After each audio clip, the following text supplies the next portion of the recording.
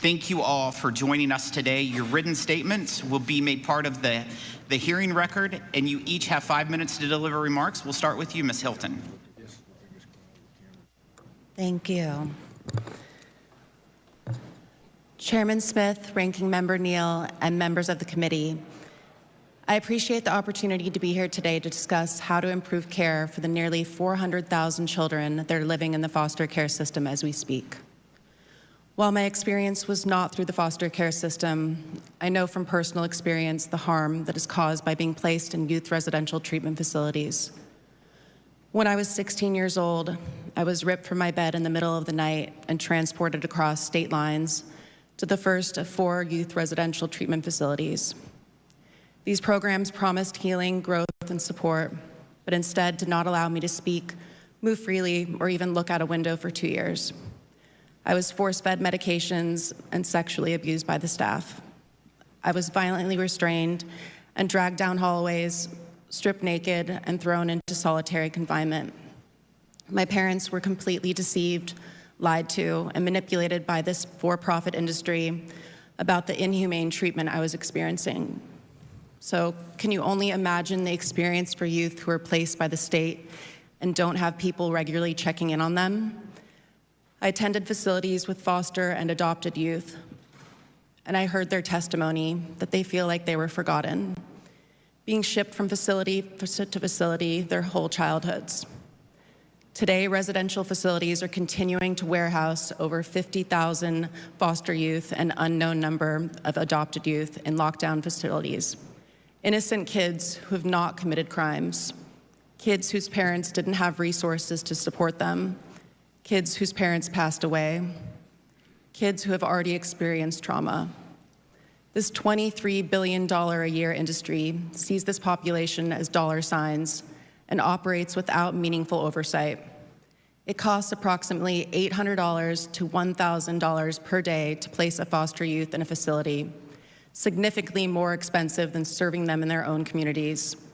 What is more important, protecting business profits or protecting foster youth lives? 16-year-old Cornelius Fredericks was placed in a facility because his mom tragically died and his dad was in prison. His life ended after being tackled and violently restrained by 8 staff members for nearly 10 minutes after innocently throwing a sandwich in the cafeteria.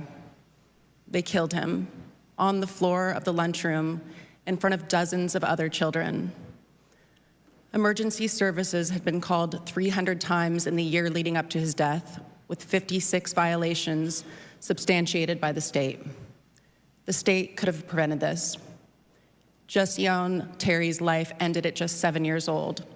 In his final hours, he was publicly shamed, verbally abused, left in his room alone for nearly 6 hours, and physically restrained by staff members until he lost consciousness. When first responders arrived, there was vomit in his mouth and throat, running down his cheeks and onto the floor. Why can't we as a society see that these kids are hurting? They need love and kindness, not beatings and restraints. As a mom, these stories break my heart. When your child is born, your heart is full of love of all hopes and dreams you have for them. I assure you that these were not the dreams that were envisioned for Cornelius, Jessione, and thousands more who have suffered immensely. I am here to be the voice for the children whose voices can't be heard. While this committee has the responsibility to move bipartisan solutions forward to protect them, I strongly advocate for the reauthorization of Title 4B. Families need resources and support so they don't need to come into the child welfare system in the first place. For children who do end up in foster care, we cannot allow them to grow up in facilities. The treatment these kids have had to endure is criminal. These kids deserve to grow up in safe, family-centered environments. I will not stop until America's youth is safe. I've helped pass 9 state laws on this issue. I am strongly advocating for the federal bipartisan Stop Institutional Child Abuse Act. I supported the Senate Finance Committee report, Warehouses of Neglect, that validates everything those with lived experience have been saying. And I recently went to Jamaica to support and find appropriate placements for American adopted youth who had been raped, waterboarded with a hose, and held in solitary confinement in a facility internationally. Their parents had adopted them when they were young, promised them a better life, and then shipped them off to an international facility to be warehoused there until they turned 18. How could we let this happen to them? Progress isn't an option anymore. It's a life or death responsibility.